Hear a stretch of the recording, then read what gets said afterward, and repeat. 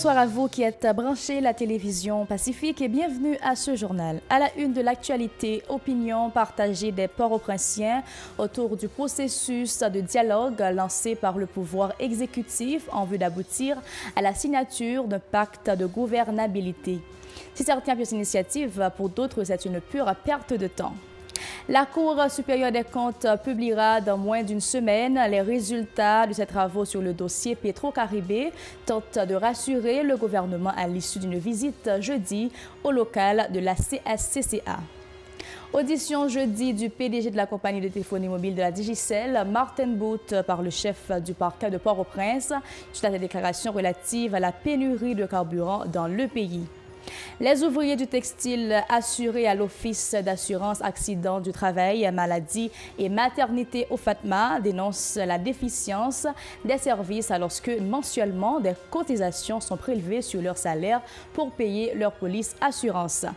À l'étranger, 26 personnes sont victimes d'actes de violence déclenchés depuis lundi au Venezuela, a tweeté jeudi une ONG très critique envers Nicolas Maduro. Restez branchés pour les détails, mesdames, messieurs.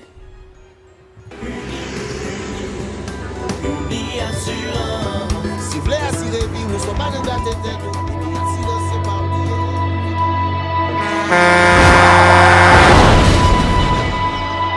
En général, moun pa reme prend assurance.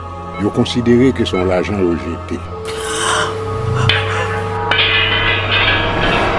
Et pourtant, l'argent assurance te doué dans budget ou à côté l'argent kayak, l'argent manger. Li là pour les deux traverser un mauvais pas. Gardez tout à côté. Ou ouais comment gros problème qu'on entre sur le monde sans attendre. Mandez Dieu pardon, ça qu'arrive au tout. Une assurance dit ou précaution pas capon. Les mal arrivés, les faux amis flair saison a fait comme si on pas de jambe connaît. Une assurance après rétaver au pour le jour, continuer vivre la vie. Quitter ce course-là, non mais nous. Uniassurance. Vivez en toute assurance. Merci de votre fidélité à Info Pacifique et bienvenue au développement de ce journal. Les avis des Port-au-Prinциens divergent autour du processus de dialogue lancé par le pouvoir exécutif en vue d'aboutir à la signature d'un pacte de gouvernabilité. Si certains n'y voient pas d'inconvénient, d'autres attribuent cette démarche à une pure perte de temps, mettant en doute la capacité de Jean-Henri Séan à réussir une challenge que Jovenel Moïse n'a pas gagné comme le premier mandataire de la nation. Reportage Mario Sylvain et Francineus suivez. Pour un premier groupe de Port-au-Prinциens, le dialogue initié par le pouvoir en place n'est autre qu'une vraie perte de temps et une manœuvre destinée à faire oublier les revendications de la population démunie. Selon ces résidents, c'est aussi une occasion de plus pour l'exécutif de rabaisser ses opposants.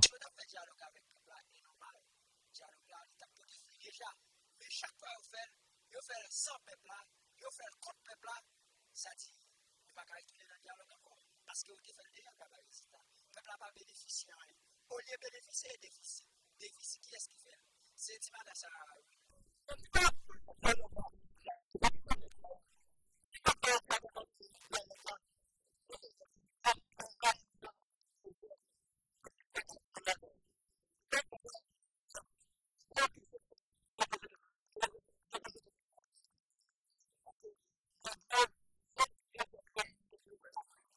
Un deuxième groupe de personnes se félicite de cette démarche de l'administration Moïse Séan. Pour ces personnes, l'opposition doit emboîter le pas aux dirigeants du pays.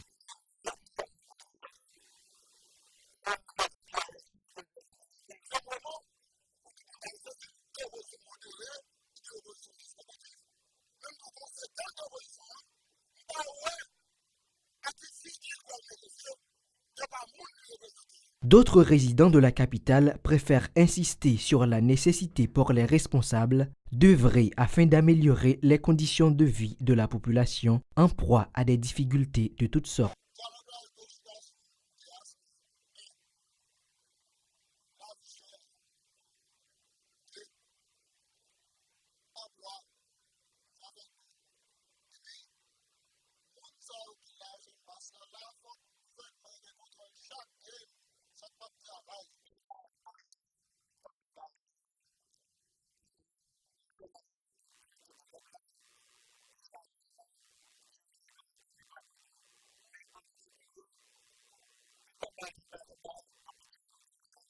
Lors de la présentation officielle le 22 janvier du pacte de gouvernabilité, le chef de l'exécutif s'est déclaré insatisfait des résultats du processus de dialogue. Le président de la République enjoint à son premier ministre d'amener sur la table des discussions ses opposants, y inclus ceux de l'aile dure, pour trouver des pistes de solution aux problèmes du pays. Pour Jovenel Moïse, Jean-Henri Séyan doit réussir coûte que coûte un pari qu'il n'a pas lui-même gagné. Le Premier ministre a effectué jeudi une visite à la Cour supérieure des comptes et du contentieux administratif CSCCA à l'avenue Christophe pour s'enquérir des avancées de l'audit du programme Petro-Caribé. Dans moins d'une semaine, les conseillers vont publier les résultats de leurs travaux si l'on croit le gouvernement. Le Premier ministre, qui a furtivement laissé les locaux de la CSCCA, a laissé à son porte-parole le soin de s'exprimer à la circonstance alors qu'aucun conseiller n'a pipé mot sur cette rencontre. Écoutons Pascal Adrien au micro de Jean-Marc Sondorsé et Regard Noël. Effectivement, le délai sera respecté par la Cour des comptes. Le délai que la Cour des comptes s'est lui-même imparti sera bel et bien respecté. En conséquence, à partir de la semaine prochaine, soit au milieu de la semaine prochaine, jeunes yo, femmes yo, tout secteur dans la vie nationale là, en général, il y a bien possibilité pour yo connaître exactement le contenu de ce rapport tant attendu. Premier ministre tient à ce que lui-même personnellement, lui vienne garder dans qui point que dossier aille. Autre nouvelle, le PDG de la compagnie de téléphonie mobile Digicel, Martin Boot, a été entendu jeudi par le chef du parquet de Port-au-Prince sur la déclaration relative à la pénurie de carburant dans le pays. Il avait annoncé sur son compte Twitter une rupture de stock des produits pétroliers en Haïti.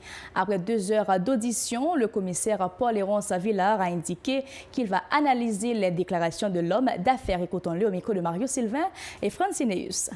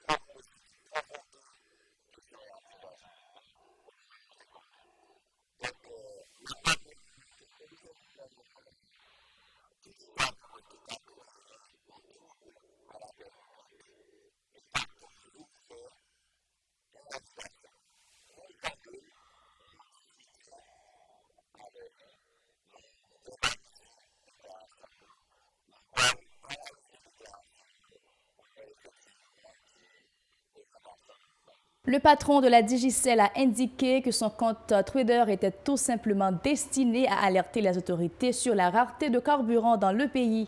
La Digicel a failli être victime de cette situation, a martelé Martin Boot au micro de Mario Sylvain et Francineus. Suivez. C'est une expression française qui veut dire, qui était plutôt un cri d'alarme pour dire écoutez, il y avait un problème à ce moment-là. La Digicel utilise beaucoup de diesel. Quand on ne trouve pas le diesel, ça affecte nos opérations. ça affecte nos clients et c'est envers la Digicel que les gens se plaignent. Donc j'ai fait un cri d'alarme en disant écoutez, on ne trouve pas de diesel, il faut qu'on résout cette situation d'une façon durable pour le futur. Pour l'instant, on a trouvé le diesel, pour l'instant ça se passe bien et on a de nouveau un stock assez suffisant. Le coordonnateur de la Centrale nationale des ouvriers haïtiens CNOA dénonce les difficultés d'accès des travailleurs du textile au service de l'Office d'assurance accident du travail, maladie et maternité, alors que mensuellement des cotisations sont prélevées sur leur salaire pour payer leur police assurance. Il invite l'OFATMA à assumer ses responsabilités. Dominique Setelois au micro de Nancy Constant et David Merceus. Suivez. CNOA, CTSP, n'a dénoncé le directeur général OFATMA, M. Agabi Joseph, qui a fait des gagottes par-ci par-là en dedans boîte ça. Ça montre à clair, c'est mission gouvernement Jovenel Seyan gagné pour que yo capable privatiser OFATMA qui c'est assurance sociale que travailleurs ouvriers yo gagne, agent de sécurité, la police gagne. Ça montre que ça fait que la police elle prend soin de famille qui fait pas capable de soin. Ça montre clair, les ouvriers cap cotiser en dans usine factory, agent de sécurité, moun qui travaille dans banque, professeur l'école qui fait les malades, yo pas capable de soin. Les avec 4 assurances en main il y a dans l'hôpital privé qui fait montrer à clair. Les d'hôpital là dit comme ça que OFATMA pas payé. Nous pas quitter OFATMA crasé. Faut que l'État baille service, faut OFATMA baille service. Faut que DG ça qu'a fait gagotte ça yo en dans OFATMA pour démissionner pour capable nommer un monde qui honnête dans tête OFATMA. Et puis la commission diocésaine Justice et Paix de Jacmel organise un forum de 2 jours qui s'achève le 25 janvier autour du thème « Le droit à une bonne alimentation ». Une cinquantaine de personnes participent à cette activité au centre pastoral des jeunes de la commune. Suivez la correspondance de René Voltaire depuis Jacmel. Commission Justice avec la Paix de Jacmel a organisé un forum 2 jours dans le centre pastoral jeune pour jeudi 24 et vendredi 25 janvier 2019. Un forum départemental sous droit pour manger de façon correcte et les réunir représentants diverses institutions dans la ville. Objectif rassemblement ça, c'est arriver sensibiliser l'État pour prendre responsabilité et rendre compte face à droit ça qui c'est droit tout le monde. Selon coordonnatrice bureau justice avec la paix qui c'est Marie-Ange Dagrin-Lindor. Nous avons besoin de éveiller conscience citoyen pour connaître droit pour monde manger, c'est pas seulement responsabilité l'État. Mais c'est responsabilité chacun. Et prévision en fait pour environ 50 participants. Le forum a duré 2 jours. Il a commencé jeudi, qui c'est 24 janvier 2019. Et il a fini demain vendredi, qui c'est 25 janvier 2019. Principale attente commission justice avec la paix dans le diocèse Jacmel là, Madame Lindor a dit nous qui ça qui t'a motivé à forum 2 jours ça. Et ça qui motive nous, c'est que nous connaissons droit pour manger de façon correcte, c'est un droit qui est lié avec une série de l'autre droits. Par exemple, droit à la santé, droit à l'éducation, parce que si tout le monde n'a pas mangé, il ne va pas apprendre. Droit pour le jeune bon de l'eau, pour les boire. Droit pour le jeune terre, pour le travail, droit à la propriété. Tout ça sont une série de droits qui sont mariés ensemble avec droit pour manger de façon correcte. Différents droits ça yo, li sorti te la yo, li doit effectif dans différents ministères gouvernement en place là. Différents ateliers a réuni en ligne conducteur intervenant yo pour faire sortir une recommandation plaidoyer bon côté l'État par rapport à thème droit pour moun manger une façon correcte. Marie-Ange Dagrin-Lindor précisé forum 2 jours ça c'est résultat tout yon suivi yon ensemble formation qui était organisé à travers tout pays. René Voltaire Jacmel pour Radio Télé Pacifique. Restez branchés, mesdames, messieurs, pour les nouvelles de l'étranger. Dans l'international, selon l'organisation non gouvernementale Observatorio Venezolano de Conflictividad Social, 26 personnes sont victimes des actes de violence déclenchés depuis lundi au Venezuela. Très critique envers Nicolas Maduro, l'ONG a indiqué que 7 d'entre elles avaient été tuées dans la capitale lorsque le président américain Donald Trump a adoubé Juan Guaido qui s'est autoproclamé président. Le président français Emmanuel Macron a salué au nom de l'Europe ce qu'il appelle le retour à la démocratie au Venezuela.